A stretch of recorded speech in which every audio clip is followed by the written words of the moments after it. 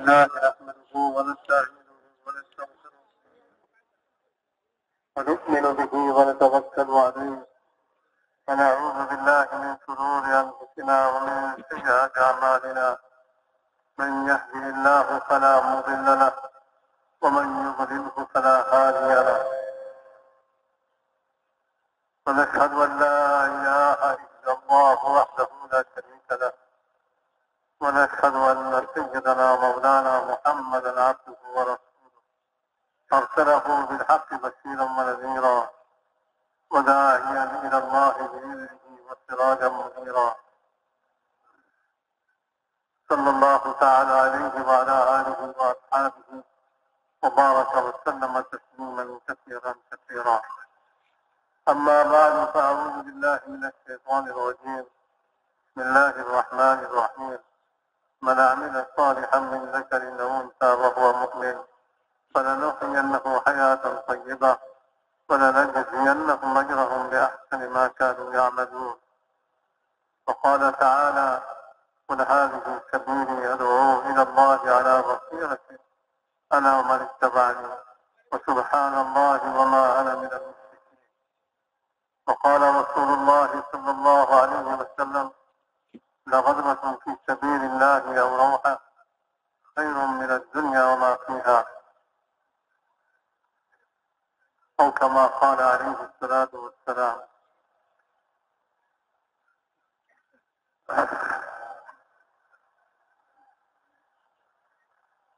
محترم دوستان بزرگوں، تعظیم الشان মেহনতের নিসবতে আমরা এখানে একত্রিত হয়েছি। আলহামদুলিল্লাহ, আল্লাহ তাআলা আমাদেরকে এই মেহনতে লাগবার তৌফিক দিয়ে দিচ্ছেন। বহু লোককে এখনো লাগবার তৌফিক দেন নাই। আমাদেরকে তাদের আগে এই মেহনত মধ্যে লাগাইছেন, সেজন্য আল্লাহ তাআলা শুকরিয়া আদায় করি।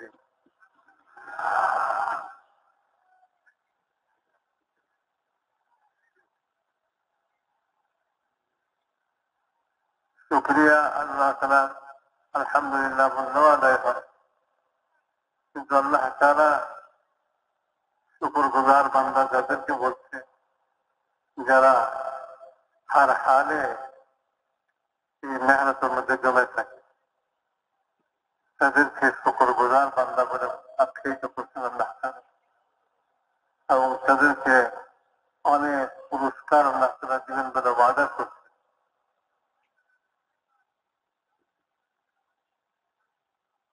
উহুদের ময়দানে সাহাবা ইকরাম আহত হয়েছেন, এরপরে আবার হুকুম হয়েছে যারা আহত হয়েছে তারাই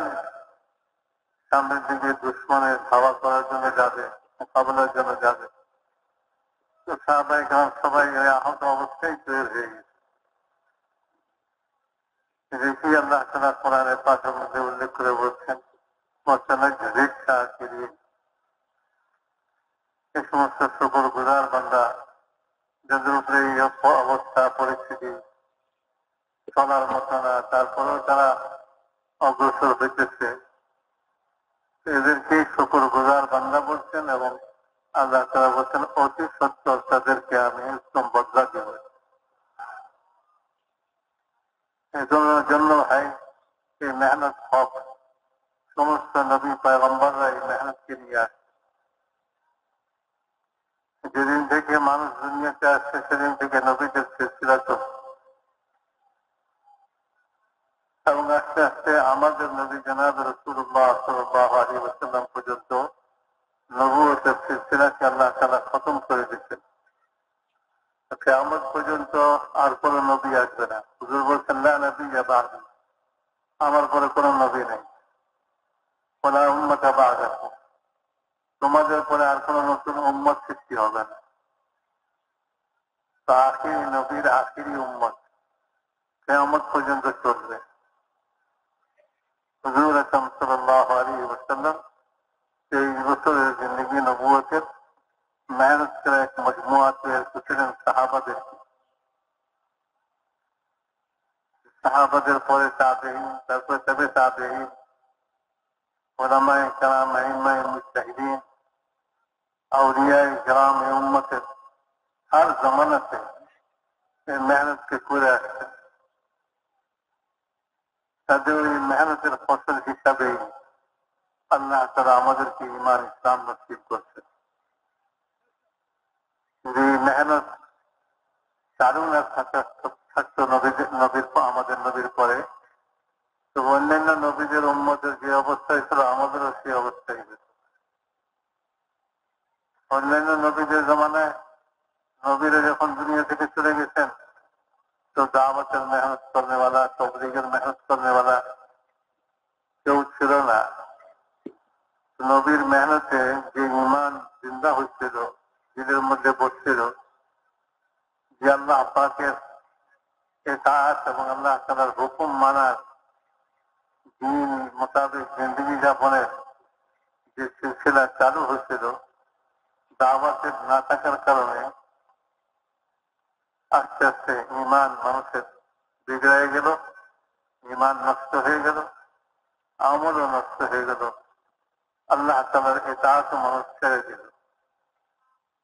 এটাই নিয়ম দুনিয়ার নিয়ম এটাই যেটার মেহনত চালু থাকে সেটা দুনিয়াতে চালু থাকে যে জিনিসের মেহনত বন্ধ হয়ে যায় সে জিনিস দুনিয়াতে অচল হয়ে যায় কোন কোম্পানি ফ্যাক্টরিতে মাল তৈরি করে সেটা প্রচার করে যতদিন প্রচার করে ততদিন তার মাল বাজারে চালু থাকে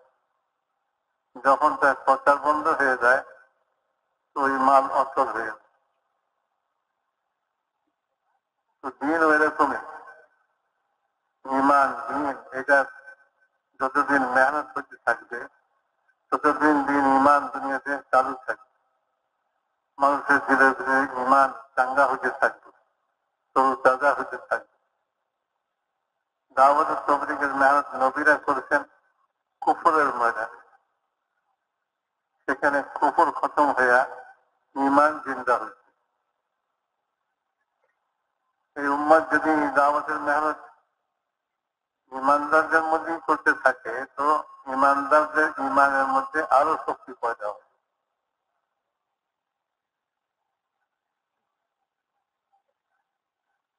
ঈমানের মধ্যে যখন শক্তি পয়দা হয়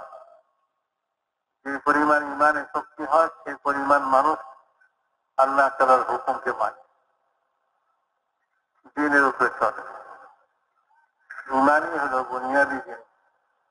ইয়াকিন দিলের ভিতরে আল্লাহই করে আল্লাহ আছেন আল্লাহ হক আল্লাহর সঙ্গে সাক্ষাৎ এটাও হক প্রত্যেকের আল্লাহর সঙ্গে সাক্ষাৎ হবে আল্লাহ তাআলার সমস্ত ওয়াদা হক আল্লাহ যা বলছেন তাও হক জান্নাত হক